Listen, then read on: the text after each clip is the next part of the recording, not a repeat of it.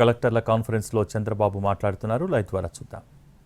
విశాఖపట్నంలో you are having మంచి auditorium ఉందా? కల్చరల్ ప్రోగ్రామ్స్ కంటిన్యూ చేయడానికి ఏదన్నా సార్ మనకి విఎంఆర్డిఏ నుంచి ఉన్నాయి సార్, బట్ కెపాసిటీ తక్కువ సార్. మన ఇట్ ఇస్ గురజాల కళాక్షేత్రం ఉంది sir, that capacity is only 1500 sir.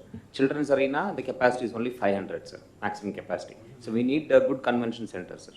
We are proposing sir through Habitat Center sir, through VMRDA under PPP we are proposing to take up sir. No PPP I promote చేద్దాం, కానీ ఒక cultural centre మంది పెట్టుకొని కంటిన్యూగా cultural programmes కూడా పెట్టే పరిస్థితి రావాలి. అలాంటి cultural centre Visakhapatnam sir, Amaravati ఉంది, అంబేద్కర్ ఇది వచ్చింది, అక్కడే పెడుతున్నాం. అది కల్చరల్ డిపార్ట్మెంట్కి ఇమ్మన్నాం. We're working on that.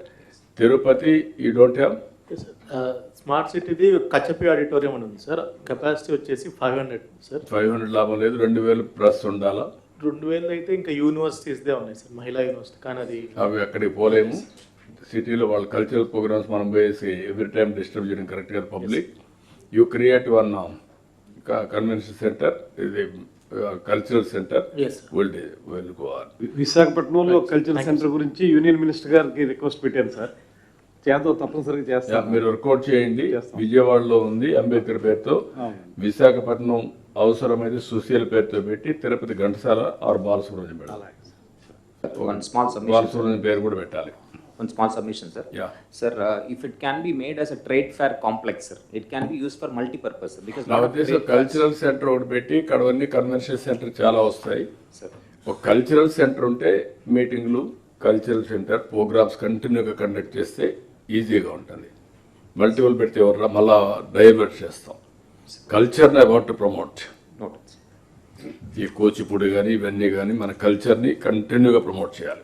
Musical festivals ఇవన్నీ పెడతానే ఉండాలి. ఈ work it out let see. Okay, then ఈ అబ్జర్వేషన్స్ మీరు చూశారు. ఫైనల్గా నేను సమ్మింగ్ అప్ చేస్తాను.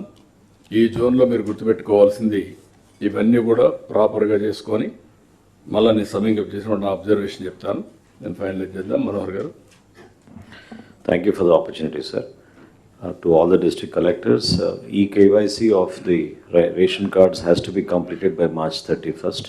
There are about 4 or 5 districts which are still around 87%. Request all of you to please act on the data that is being shared by